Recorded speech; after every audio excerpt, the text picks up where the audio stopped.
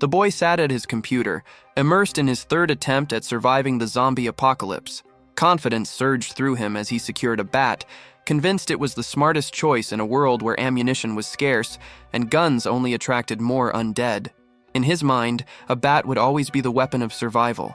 A sudden flicker on the screen jolted him, and the lunatic performer threw himself into a reverse push-up on his chair. The stunt cost him only 76 cents, yet his triumph ended abruptly as he crashed to the floor, smacking his head like a fool. At that same moment, Cheonsu rose and demanded to know if the reckless boy had enjoyed that. The one called Only One accused him of playing carelessly, reminding him he had already died. The realization hit. The character on screen had been killed. Embarrassment forced him to apologize to the livestream, though he quickly brushed it off, relieved he had at least reached a checkpoint. With the new item secured, the next run would be easier. Meanwhile, Only One taunted Cheonsu, asking if this truly counted as fun when he was the only viewer in the stream. A brief silence fell. Cheonsugyo, the streamer, admitted he survived off live streaming solely because this same viewer never left. Only One questioned the truth of that claim, then declared that if it was true, he chose him. Cheonsu, baffled, accepted the odd proclamation with hesitant gratitude. The mood shattered as the entire room began to shake. He leapt to his feet, startled, moments before a deafening explosion rattled the city. Racing to the window, he saw fire consuming buildings and terrified crowds fleeing through the streets. He announced the chaos to his live stream, yet his computer shut down without warning and refused to power back on. Confused and unsettled, he abandoned the darkened machine and stepped outside. A woman bolted past him, and when he called after her, she only glanced at his face before sprinting away in panic. Bewilderment set in, only to deepen when glowing messages materialized in the air before his eyes. Some lines mocked him, calling him pathetic. Others questioned why anyone would choose such a loser. His chest tightened as the realization struck. This was a chat window floating in front of him. Panic set in when the words began echoing his own speech, the viewers ridiculing him by repeating everything he said. He reached for the strange projection, thinking exhaustion had driven him into hallucinations, but the stream's voices only laughed louder. More messages scrolled across his vision. Some told him he couldn't touch it. Others warned that something was already on its way. That was when he finally noticed it. A zombie standing right in front of him. The chat exploded, announcing his inevitable death and mocking the sheer horror of watching a player so hopeless.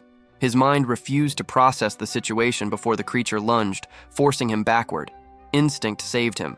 A wild kick pushed the monster away just enough for him to scramble to his feet and flee. The stream viewers taunted him, claiming the zombie only wanted a handshake, but desperation drove him onward. He bolted toward his apartment, frantically punching in the entry code. Glass shattered behind him as the undead broke through, its blood-soaked face pressing closer with every step. He stormed up the stairwell, heart hammering, yet no matter how fast he climbed, the thing refused to fall behind. By the time he reached the 7th floor, the gap hadn't widened at all. A door to the roof appeared ahead. He tried it. It was locked. Panic spiked as the zombie advanced up the stairs. The chat jeered, telling him to stop being an idiot and simply push. He shoved with all his weight, and the door finally gave way. Throwing himself through, he slammed it shut, bracing it with his own body as the pounding began on the other side. For now, he could breathe. On the rooftop, questions spun in his head. Why had a zombie suddenly appeared? Why was a game-like chat hovering in front of his eyes? Still, he shoved the thoughts aside. Survival came first. And to survive, he needed a weapon. A noise behind him snapped his focus. A chubby figure advanced across the roof, someone he recognized, the building's owner. He broke into a sprint, only to trip over a stray box and crash hard to the ground. The monster was already upon him. Pinned and struggling, he spotted the streaming chat again. Someone claimed a supply chest was nearby. His gaze darted sideways. There it was. Summoning his strength, he kicked the zombie back and dodged as it charged again. Shinsu hurled his weight to the side, cursing the creature, and by sheer chance, or instinct, it launched itself off the roof, plummeting into the void. The chat immediately debated whether it had been dumb luck or calculated genius. Exhausted, he collapsed, but there was no time to rest. More pounding rattled the door. He counted 3 sets of hands trying to break through. The chat sneered that countless beginners met their end like this. Then his eyes locked on the glowing chest. Memory struck. The earlier comment about a supply box. A grin split his face as he flung it open. Radiant light poured out, revealing a prize, a legendary bat. The chat dubbed it the Excalibur of the Apocalypse. The door cracked open, and the undead spilled through. Cheonsu steadied his grip, determination burning. The viewers placed bets on how quickly he would die, but he smiled anyway. To him, the apocalypse was nothing more than another game. He charged, swinging the bat. The strike missed the first zombie completely. Surrounded, he whipped the weapon back and forth in panic, yelling at the creatures to back off. The chat roared with laughter, branding him a clown. And still, the real problem closed in. The zombies were too close, packed so tightly that the legendary bat couldn't even move the way he needed.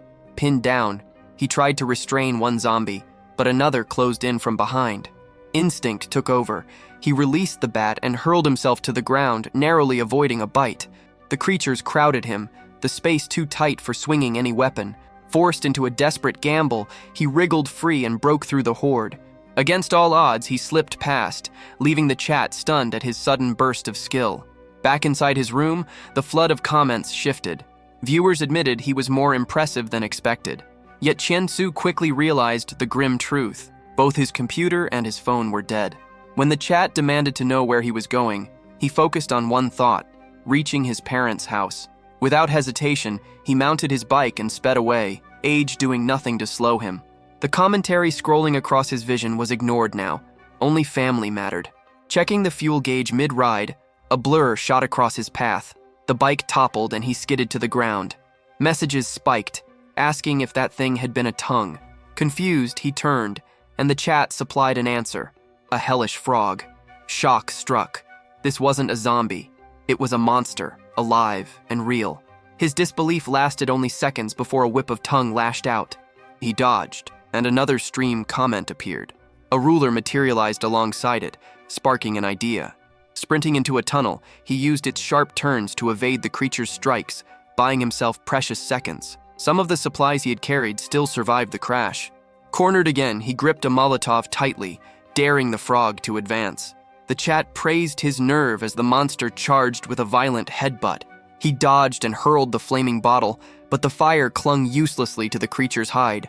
Frustrated, he lit another and smashed it into the beast's face. Still, the thing fought on, confirming his suspicion. Its weakness lay within, not without. With only one Molotov left, he had no choice but to risk everything. Hidden behind a wall, he goaded the beast closer. The tongue lashed. He rolled aside, and with perfect timing, jammed the last bottle straight into its gaping maw. Flames erupted from within, twisting the monster in agony before it collapsed. The chat exploded with awe, recognizing the recklessness and brilliance of the move.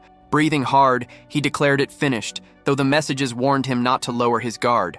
Some voices hailed him as one of the best beginner players they had ever seen.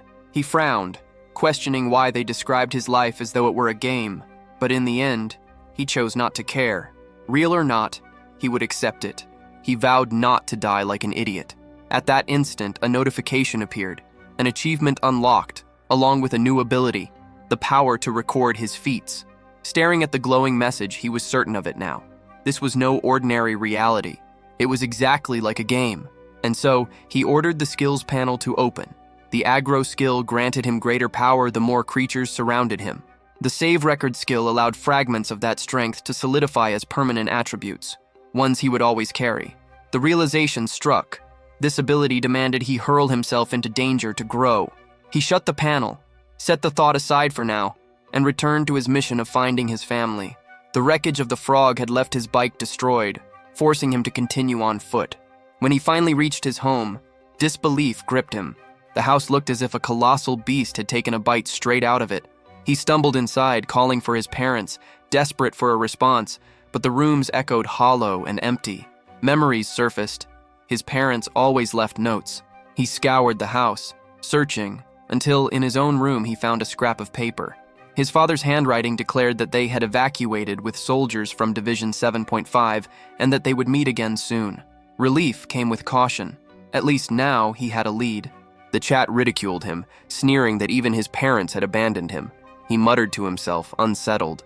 Something about the message felt off. It wasn't quite like the notes his father usually left. But if this was truly a game, maybe this marked the beginning of the first main quest. For now, he held back.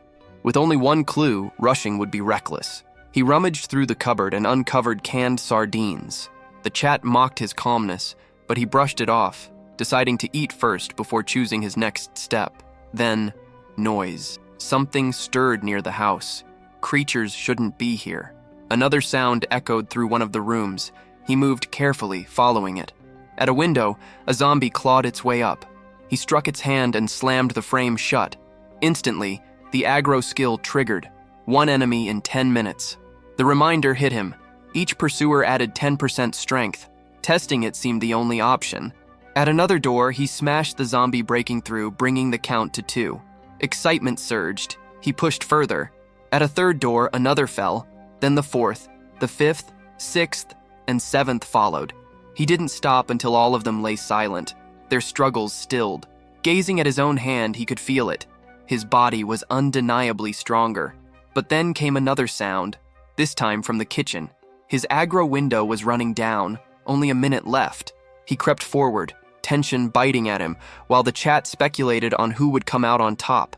Peering under the table, he discovered not a creature, but a man crouched in hiding. Moments later, the stranger, apparently a restaurant worker, was already cooking. The chat erupted, calling him insane for allowing a stranger to prepare food in his own house. The protagonist had no idea how to address the endless stream of messages, so he simply called them brothers. He explained his situation, fighting monsters on an empty stomach, and made it clear that if the stranger in his house turned hostile for even a second, he would be dealt with immediately. The long-haired man placed a plate on the table. Cheonsu, regaining his strength, admitted the food looked surprisingly good. The man claimed to be a chef from Mayong restaurant. Cheonsu pointed out that the noise he had caused earlier had forced him to face a swarm of zombies. The stranger bowed his head, apologizing, desperate not to be thrown back outside where the dead waited. Cheonsu finished his meal and said he would leave soon. When asked where, he answered that he was searching for information about his father. The stranger suggested the local elementary school, which had been converted into an emergency shelter. Cheonsu considered the idea. Perhaps it really would be the best place to gather clues. Still, doubt gnawed at him.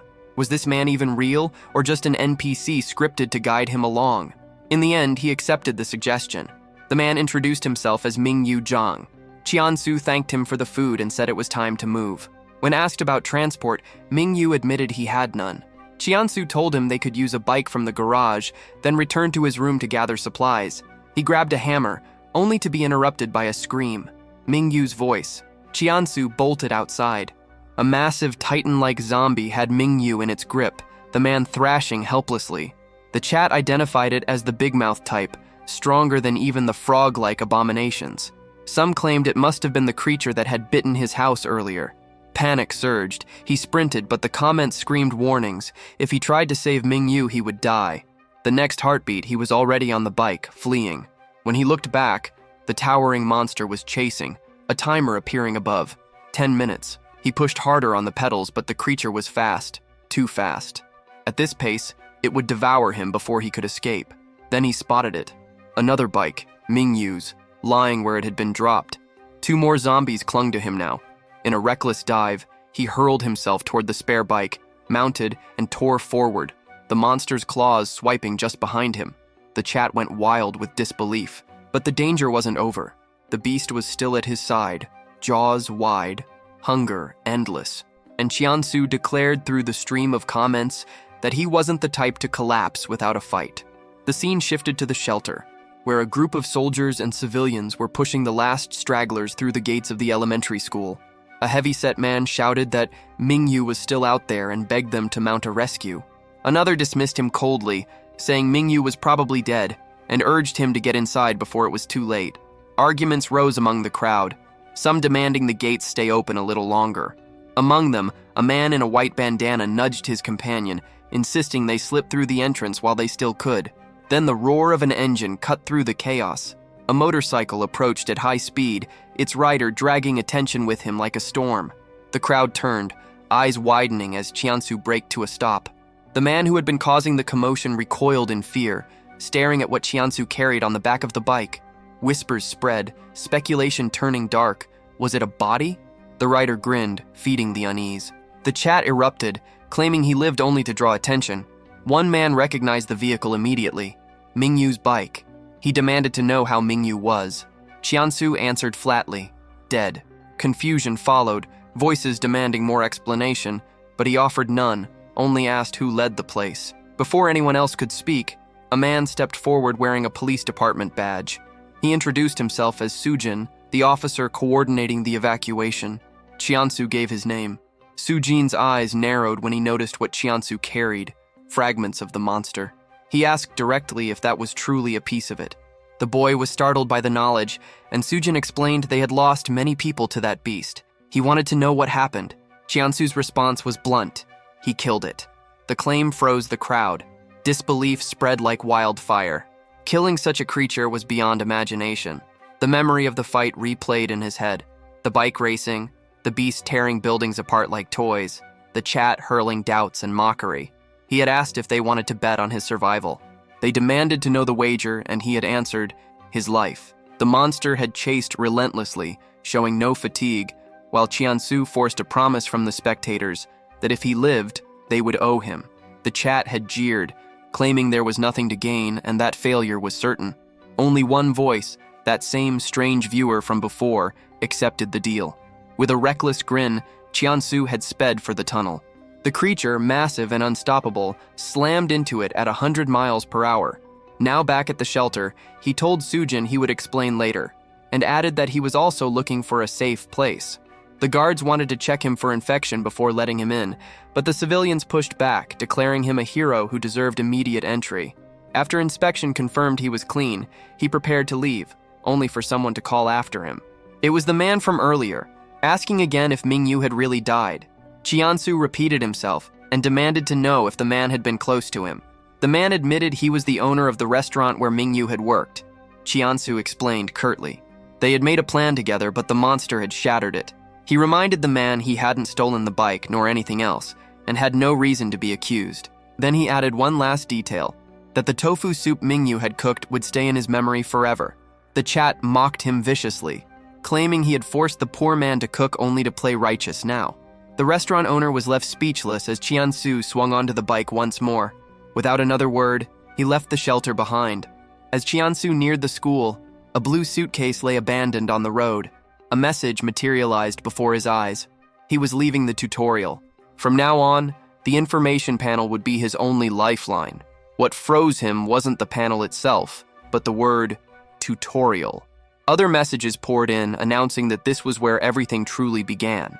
He rushed into a room, demanding answers from the strange figure known as Only One. There was a limit to how much he could endure while stumbling blind, and he reminded him of their bet. The time had come to pay up. The enigmatic voice asked what he wanted, and Cheonsu pressed for an explanation. The chat boiled with rage, furious that he ignored the rest of them. They demanded to know if he had received any guidance at all. He admitted none. Their disbelief grew. Survival without instructions seemed impossible. They wondered how he appeared to know so much, and he muttered that it was nothing but streamer instinct. The comment caught fire, an odd, intriguing detail. Then someone claimed that winning the game meant rebuilding the world however he wished. Confusion followed, but only one confirmed it. The truth unraveled. This world was real. Only a few details had been altered, but Cheonsu was the lone player. The rest were nothing more than NPCs, shadows of reality designed to fill the stage. The group followed only one protagonist at a time, and now it was him. Only one advised him to stop stressing about what was real and instead treat them as an audience. Keep putting on a show and keep winning. The weight crushed him. He asked who they truly were, glancing sideways, almost suspecting divinity. Staring at his reflection, he even wondered aloud if Only One was a god. The response came sharp and dismissive. What kind of character wasted time on such thoughts? A hint followed. They favored those who put on a performance. If he wanted their support, he would have to go all out. It felt absurd, an impossible mission for someone who had barely lived outside his room. But then he remembered the information panel and opened it. The first mission appeared. Protect the police chief. If that man died tonight, the entire city would collapse into ruin. Outside, he observed the camp. People gathered in the courtyard while police organized supplies. Voices barked orders. Others stacked food. Among the 150 survivors, Cheonsu already knew one of them was a threat to the chief. The officer announced food distribution, calling people closer. Someone shouted for Cheonsu, but he brushed them off, saying he was fine. Instead, he approached another man and asked about the chief. The officer flinched, unsettled by the question. His hesitation reeked of secrets. Suspicion cut deep. Cheonsu demanded to see the department chief, Sujin Lee. The officer exchanged whispers with others, clearly seeking permission. Finally, he asked Cheonsu if he had really killed the monster. When the boy confirmed it, the officer relented. The truth came out. They were desperate for people with his strength. The police chief had gone on patrol and vanished. Shock hit. The mission wasn't about protecting a leader already here. It was about finding him before it was too late. Cheonsu demanded to know why no search parties had been sent. The officer explained their forces were too thin, torn between guarding the survivors and scouring the city. Cheonsu pushed further, insisting he be allowed into the chief's office. With more information, his chances of success would grow. Nervous sweat ran down the officer's neck, but at last he agreed. Inside the temporary office, Cheonsu urged the chat to keep their eyes sharp for clues. Nothing appeared, until he spotted a map. A mark stood out. The location wasn't far. Then footsteps behind him. He turned. A man stepped in, claiming he had heard about the boy searching for the chief. His hand extended for a shake, praising Cheonsu for defeating such a powerful monster. He introduced himself as Gae-young, though the handshake was no greeting. It was a test of strength, a crushing grip designed to dominate. The chat mocked Cheonsu, branding him weak. He bit down his irritation, wondering what this jerk's game was. Before he could respond, a scream tore through the camp. Everyone rushed outside. Chaos unfolded in the courtyard. Among the survivors, infected figures writhed and snapped, biting into the nearest victims. Once 2 or 3 fell, panic spread like fire. People tried to flee, but escape was gone. Cheonsu's eyes widened. He didn't understand how infection had breached the shelter, but the chat knew. They warned him. The entire place was about to collapse into madness. Cheonsu tightened his grip on the hammer, knowing the crowd needed help. The courtyard was collapsing into chaos, and the police hesitated. Firing their guns risked mowing down civilians. He cut through the mass, hammer swinging, dropping the first infected with brutal force. He barked at the officers to stop freezing up and use their own strength. Even the restaurant worker joined in, clutching a frying pan like a makeshift weapon. The man with the white bandana warned Gae-young to watch himself, but Gae-young had already stepped forward, swinging the pan into the skull of an infected. Cheonsu tore down 2 more, clearing space. Gae-young noticed it. Cheonsu was buying time for him to finish the job. Accepting the unspoken pact, he slammed the pan again and again until the police finally snapped out of their paralysis and joined the fight. The survivors screamed to open the gates, desperate to flee, but the locks held firm. To Cheonsu, that sealed it. Someone had deliberately let an infected inside. Only someone with authority could have pulled that off. In his mind, the traitor had to be one of the police, a man gone insane. He told the live stream he wouldn't waste energy on this now. The chief was his real target. He strode to Gae-young, telling him to keep his eyes on the officers. Gae-young was left confused, but Cheonsu said there was no time to explain and framed it as repayment for Mingyu's kindness. Then he bolted. A policeman tried to block his way, but Cheonsu brushed past, telling him to worry about himself. He grabbed the bike, mounted quickly, and told the chat that staying would only sabotage his mission. The marked spot on the map gnawed at him. Something was hidden there. The ride ended at a lonely container deep in the forest. Through the windows, no bodies, no movement, only the floor covered in a mess of footprints. Too many. Maybe a horde had passed through. He turned to the chat, demanding to know when his next supply chest would drop. They mocked him, saying this was hard mode. He snapped back that it was already unbearable and he needed support. They joked about paid content, claiming he had to invest real money. Confused, he scrolled the chat and found the $sign. Clicking it revealed donations were disabled. The chat pressed him to turn it on. He did, and unlocked monetization. Immediately, only one tossed him a single zen. 2 others added 2 more. Rage boiled. Those bastards had hidden this system just to watch him struggle. Forcing it down, he entered the container. Inside, it was nothing more than an ordinary house, out of place in the wilderness. The chat teased him, asking if he was angry. He said he held no grudges, but he knew the truth. They were withholding far more than they revealed. Why had the map led him here, to this strange little house? The question weighed heavier than the hammer in his hands. The windows rattled as rotting faces slammed against the glass. Zombies had emerged from nowhere, startling him. Aggro activated instantly. The footprints hadn't been random. They were from a horde. The chat cackled, mocking his fear of friends, but the counter kept rising. 8, 14. His body surged with raw power, strength amplified by over 200%. If surrounded, he was still the one in control. Then a horn blared. Headlights cut through the chaos. A car swerved toward him, forcing him to roll aside. Behind the wheel sat the same scum who had lured the zombies into the school, Guyon, hiding behind the glass, but his presence unmistakable. Rage burned in his eyes as he realized the kid was not only alive but cutting down the dead like it was nothing. Guyon gunned the engine, vowing to grind him into the dirt. Tires screeched. The vehicle hit something, jerked to a stop, but it was only a zombie crushed under the wheels. A knock on the window froze him. Cheonsu stood there, hammer raised, his arm shooting forward to smash the glass. The elbow strike shattered it in one blow. At this strength level, Guyon had no chance. Desperate, Guyon grabbed an airsoft gun and fired, but the shots whizzed harmlessly as Cheonsu ducked low. Guyon stomped the accelerator, trying to flee. Checking the rearview mirror, his blood ran cold. The kid was chasing him on foot at 80 miles per hour. The chat roared that Cheonsu was furious. Guyon cursed, determined to teach him a lesson. He swerved into a maze of containers, hoping to lose him. Cheonsu closed in. Guyon reached into the glove box, pressed a hidden button, and smirked. The containers cracked open, spilling out a swarm of zombies. The chat declared him finished, but the aggro counter hit 40. His body now surged at 5 times its normal capacity. 2 minutes. That was all he needed. The first zombie crumpled instantly. Then another. The sequence ignited. Swing, crush, repeat.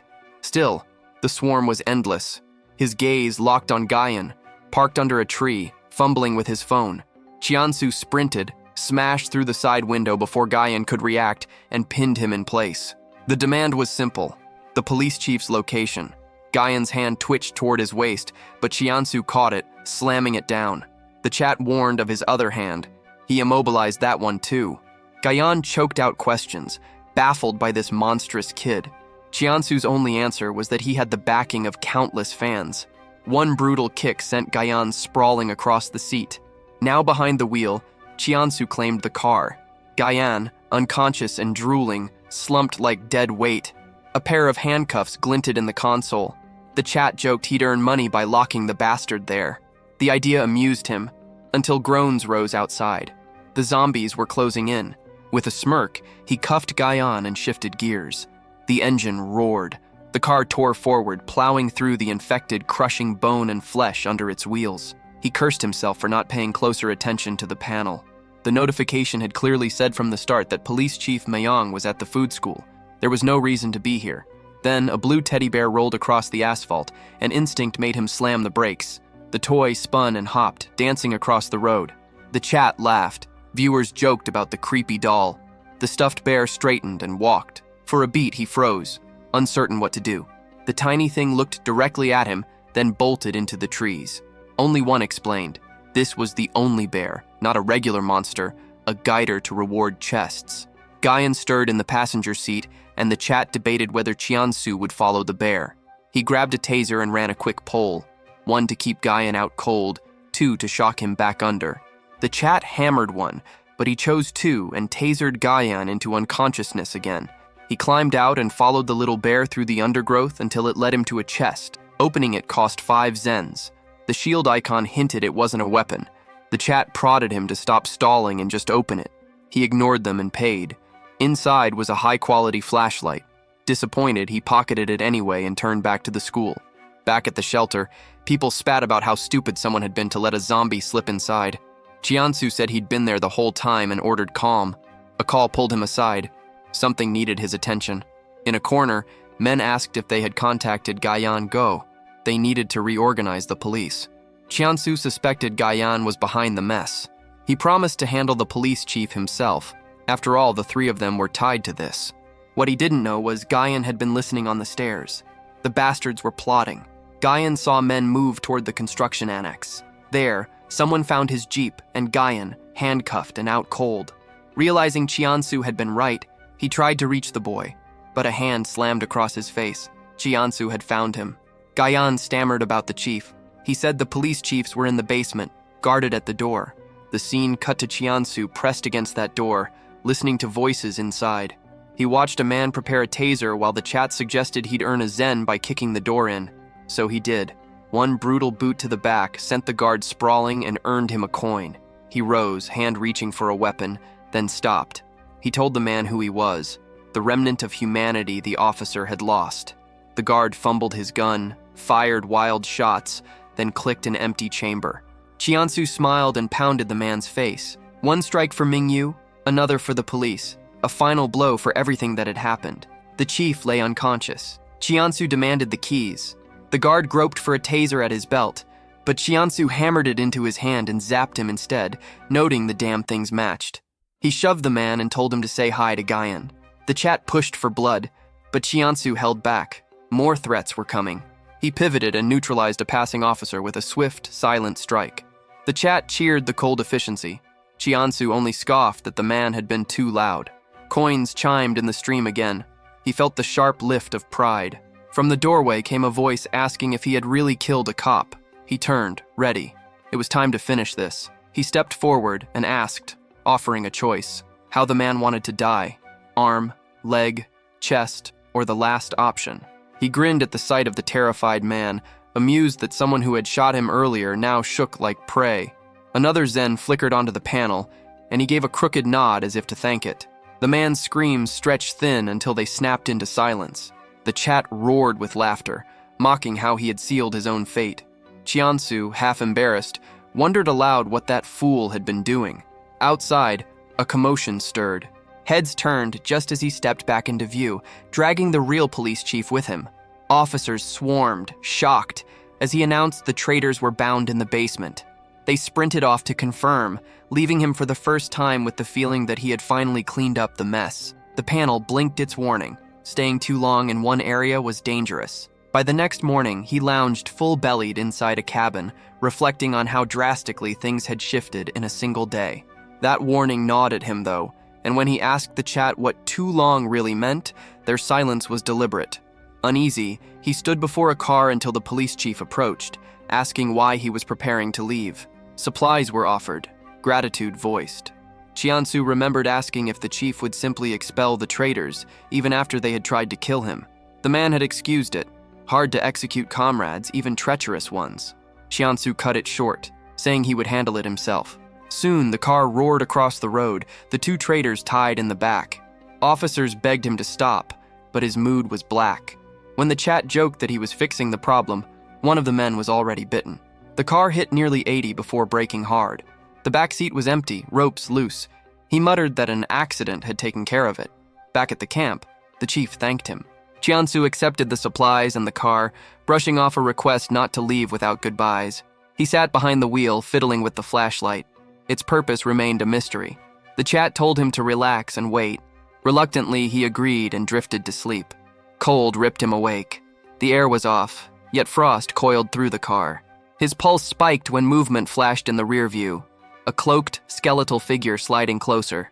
The chat warned it had finally arrived. He stomped the accelerator, skidding through the road. Officers shouted after him, but he blasted past without slowing, cursing the chat for laughing instead of warning. The mirror cracked, glass scattering. The creature had vanished, or so he thought. It loomed by the window, rattling the glass until it shattered. He floored the gas, desperate to put distance between them. The chat demanded he flee to another region, or risk being trapped forever. The monster reappeared directly ahead. Steel pillars split his vision, and the crash came hard.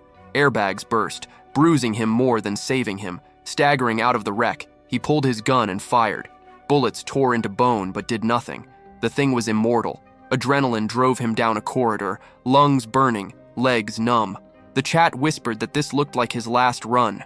Shadows bent, and once again, the skeletal monster blocked the path. It lunged, jaws open, as the walls of the corridor swallowed them both. The flashlight flared, and the skeletal figure recoiled as if the beam itself could wound it. To Cheonsu, the reaction made sense. Items like this always carried hidden value in a game. He seized the opening, dove out the window, and landed on a bicycle. The tire collapsed instantly, pitching him to the ground and tearing open his knee. Pain slowed him, and the creature closed in again. He hurled the flashlight as a distraction and sprinted, gun in hand, firing shot after shot. None of it mattered. The monster kept coming until a sudden line carved into the ground stopped it. Cheonsu froze, realization dawning. That was the boundary. He steadied his gun, whispered that this would be the last shot, and pulled the trigger. The creature disintegrated, scattering into dust. His own strength failed him. He dropped hard to the ground, breath ragged, until a flickering light pulled his attention. It blinked rhythmically, almost deliberate. The chat screamed trap, but curiosity drove him closer. It pulsed like Morse code. A figure emerged, Minchul Yang, nervous, hands raised, insisting he wasn't a threat. Cheonsu stripped him bare of gear, flashlight, and even clothes, indifferent to pleas about food and survival. The boy nearly broke down, swearing he had nothing left. Cheonsu studied him with suspicion, wondering how someone so unarmed had lasted this long. He accused him of acting as bait, but the boy broke down further, confessing that cowardice had been his only armor. For once, the chat agreed he looked genuine. Reluctantly, Cheonsu allowed him to tag along. Their first test came immediately. A monstrous frog pinned down another survivor nearby, its cavernous jaws snapping. Minchul guided Cheonsu with sharp instincts, calling for sudden turns that sent the beast crashing into buildings. Near a stream, he repeated the tactic. Cheonsu grinned at the boy's nerve, though he warned him not to overplay it. Together, they baited the frog along excavated ground. It stumbled, fell, then lashed out with its tongue. Cheonsu timed the order, and both dropped low. The tongue swept wide, snagging the pursuing monster instead. Chaos exploded. The frog dragged its prey into its maw, furious and violent. The two creatures tore into each other, leaving Cheonsu and Minchul free to escape. He finally understood. This kid survived not by strength, but by exploiting every chance to make monsters fight each other. Exhaustion hit later. Riding a tandem bicycle, Cheonsu cursed the plan while Minchul urged him to keep pedaling. Their destination lay ahead, a resource-rich zone. Between breaths, Minchul asked about Division 7.5, saying he'd only found a note claiming his dead friends had joined them. The name stabbed deeper into Cheonsu's mind, the same division that had taken his father. They reached a building just as a car nearly plowed into them. Cheonsu abandoned the bike, furious, pounding on the window. Inside was a man, human, not infected. Yeonjun Cho. Cheonsu ripped him from the car, dumped him to the ground, and tore through the vehicle's insides in search of weapons. Nothing. Yeonjun drew a knife in desperation. Cheonsu crushed the attempt with a kick, stealing the blade. The man crumbled, begging forgiveness, swearing he had nothing. Cheonsu weighed him, saw the look, and judged him a deserter. The soldier denied it, claiming his entire base had been wiped out. Minchul asked if he truly was a soldier. Cheonsu barely spared words. Anyone could see it. Cheonsu's gaze locked on something metallic at Yeonjun's neck. He yanked the dog tag free, demanding proof. The soldier stammered, sweat rolling down his face as he forced the numbers out. They matched, but suspicion lingered in Cheonsu's eyes. He pressed further, asking about Division 7.5. Yeonjun swore he had never heard of it. Time was running thin. Minchul whispered warnings about danger, and Cheonsu slid into the car, ordering them to scale the wire. He glanced at Yeonjun with contempt, questioning whether the man was even worth dragging along. Yeonjun begged, legs broken, helpless. The memory stung. Earlier, the same man had begged to be left behind. Now he confessed he had only feared betrayal. The chat mocked, certain Cheonsu never saved anyone, but he snapped back, claiming it was unfair. He tossed the choice to Minchul, opened the gate if he wanted him. The boy complied, and the three of them pushed toward the building. The parking lot was full, 4 cars still there. Odd. Why was the gate locked? Caution weighed on him as they pushed inside. Silence clung to the halls. Yeonjun was hauled into the infirmary, while Cheonsu slipped away to scout. Minchul panicked, clinging like a frightened child, but Cheonsu brushed him off with half a promise not to abandon him. Upstairs, the chat threw out opinions, some saying the boy was genuine, others urging him to leave dead weight behind. He barely had time to consider before a voice caught his ear. A transmission. He burst through the door to find a nest of communicators, still alive with power. Static carried the message. Division 7.5 moving toward Jeju Island. At last, a lead. He pulled up the system's panel. The directive was clear. escape the city by train. He sprinted back, calling Minchul's name. The infirmary was empty save for Yeonjun. Rage boiled when he heard that the boy had gone to investigate strange noises. Cheonsu cursed, demanding why he hadn't been stopped, then tore through the building in search. Keys. He needed keys. Only scraps of paper and an eerie detail. The lights were deliberately switched off, though power remained. Something was wrong. A scream cut the silence. He raced toward it. Yeonjun lay sprawled on the ground, rattled, muttering about noises from the basement. Then came the footsteps, heavy and deliberate, climbing the stairs. A stranger emerged, clutching Minchul like a shield. The boy shouted for Cheonsu to run, but running wasn't an option. Knife in hand, he squared off, demanding the release of his companion. The man raved, sweat pouring, eyes burning with paranoia. He claimed Minchul was a thief who had broken into his company. He accused them both, spitting that all the drivers were gone. Cheonsu understood then. No drivers, no keys, no escape. This madman had stripped his own company of them. Yeonjun cowered. The company owner shook, consumed by delusion. Cheonsu's words shifted, sharp and fast, spinning a lie. He wasn't a thief, he was a driver, one of the best. A new recruit here to help, eager to serve in the middle of this chaos. The chat buzzed, confused, watching the charade unfold. The owner, already fractured, faltered. He muttered about needing drivers, then demanded to see a resume.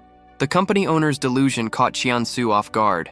An interview, a resume, madness wrapped in formality. Cheonsu played along, claiming he had already brought one and sending Yeonjun to fetch it. The owner praised his dedication, wanting a job in the middle of this hell. Yeonjun returned clutching a sheet of paper, saying it was the closest he could find. The man stared blankly at it, and that was enough. Cheonsu barked for Minchul to move.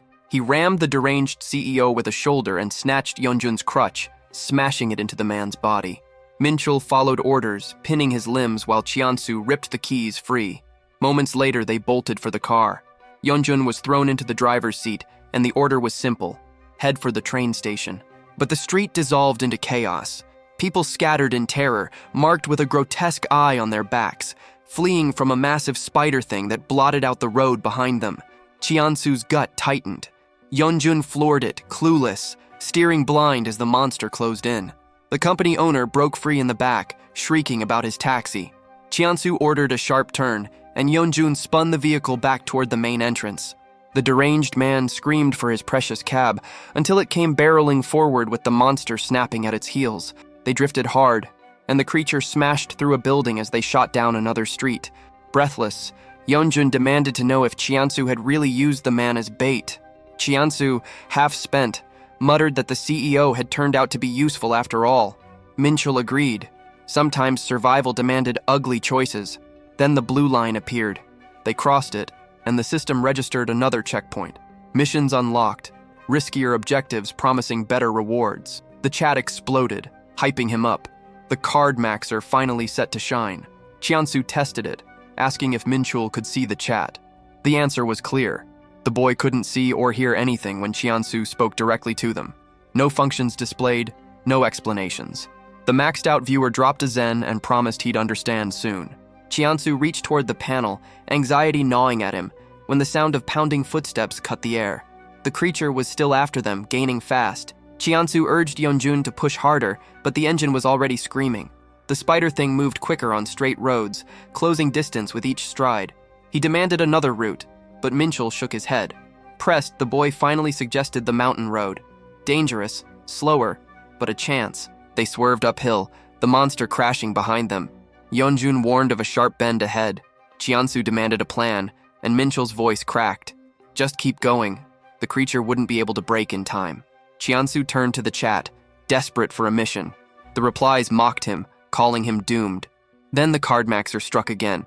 A new mission. Roll down the window, taunt the creature, and earn a buff to keep the car on track for 5 precious seconds. Cheonsu didn't hesitate. The window dropped, and his voice ripped into the night. Vile insults, barbed laughter, daring the beast to kill him. The monster faltered, eyes locking on him. He piled on more venom, louder, harsher, until the mission cleared and the buff kicked in. The car held steady. For 5 seconds, survival was his. The curve sign flashed by and Yeonjun gripped the wheel. The buff snapped into effect, keeping the car glued to the road as the spider-like monstrosity was hurled from the cliff. It wasn't just a curve, it was a drop, and for once, the engineers who had built this road deserved respect. Against all odds, they survived the impact, the car rattling but steady. Yeonjun's knuckles stayed white, disbelief painted across his face, while Minchul sagged in exhaustion. Cheonsu muttered his thanks to the maxed-out donor in the chat, only to be reminded that now he owed him one.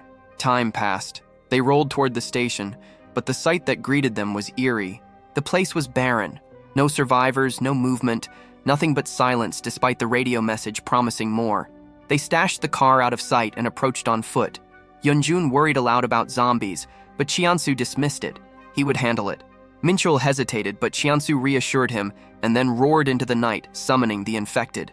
3 of them turned, shambling with hunger, and as they drew near, the strange counter ticked upward. Power 1.4. Strength surged through his veins. He cut them down with ease, the rush intoxicating, until one tried to slip behind him. His reflexes sharpened, his blade found its mark, and the creature fell without effort.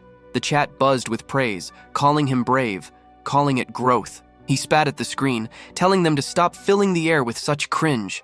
Still, he couldn't deny it. His body felt faster, sharper. Then came the sound of a man's desperate cries.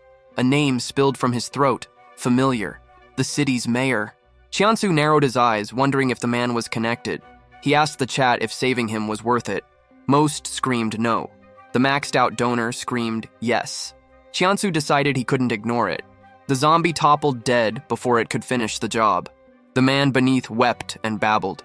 The mayor had abandoned him, tossed him out of a car, told him to scout, left him to die.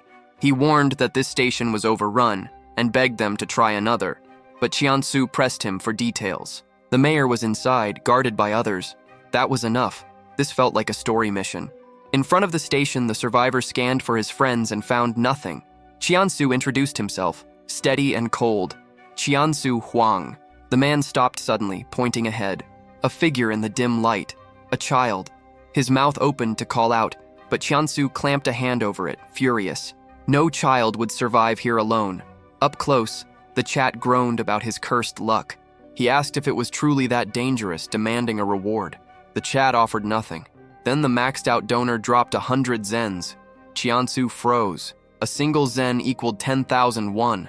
That meant nearly $700 had just landed in his hands.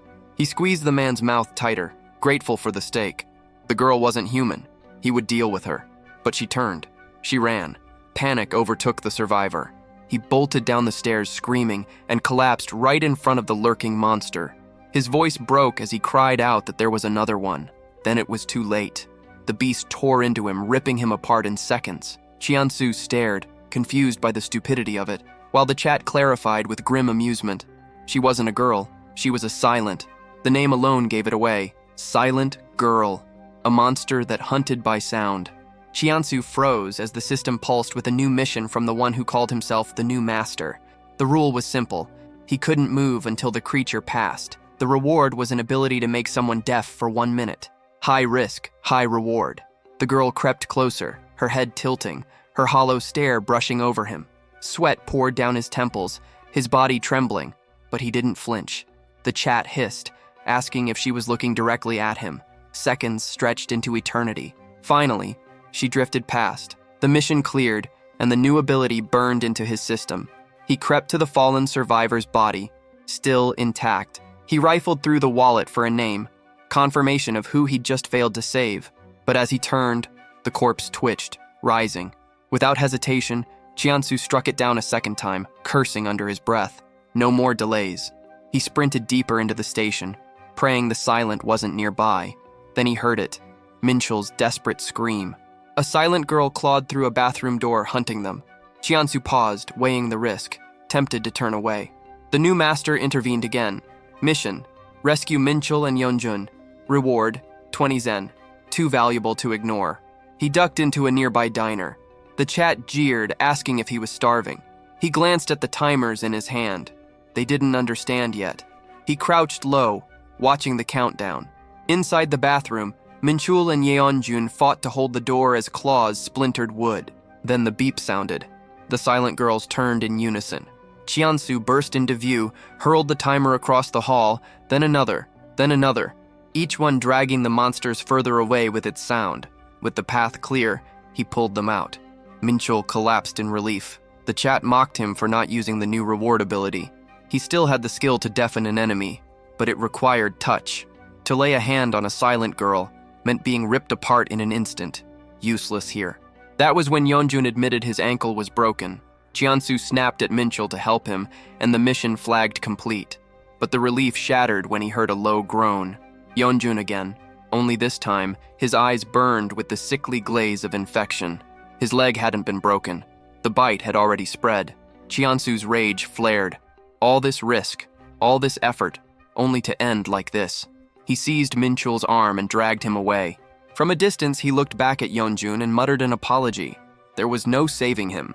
They searched the train lines, finding no clear answers, until a sound caught their ears. Yeonjun stood nearby, pointing with a trembling hand.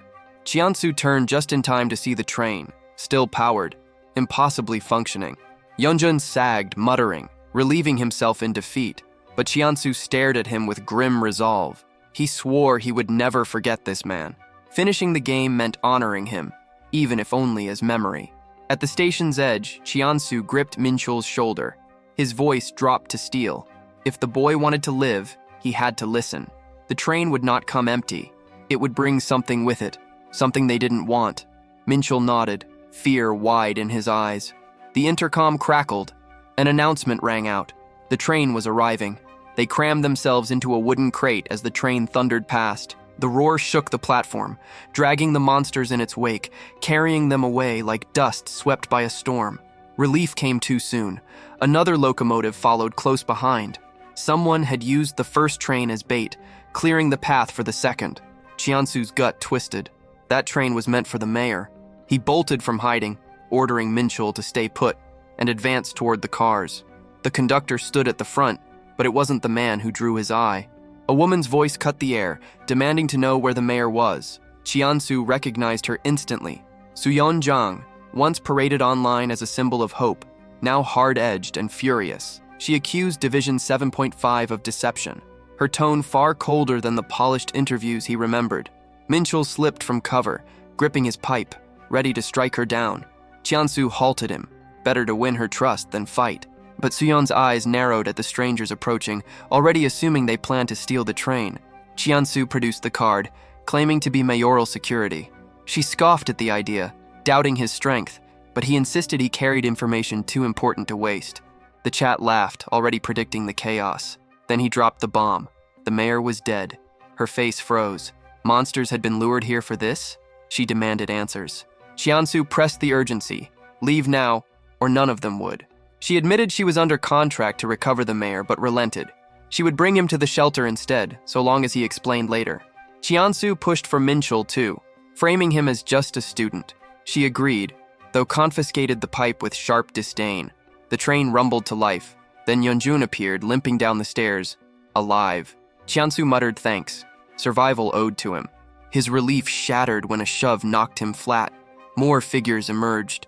The mayor, screaming for the train to stop, clawing toward Suyeon, insisting she save him. She stepped out, shocked, until Cheonsu pointed to the wave of silent girls tearing down the station. If they stopped, they all died. Her jaw tightened. She returned to the train. Behind them, the mayor cursed, his voice breaking as he spat that the code is the end. The mob of silent girls swallowed him whole. Cheonsu asked the chat if that wasn't the better outcome. They agreed. Yeonjun was no longer the same. Cheonsu told Minchul to get aboard. Inside the cabin, Suyeon's patience snapped. She demanded answers, or they'd be thrown out. Cheonsu doubled down, insisting everything he said was true.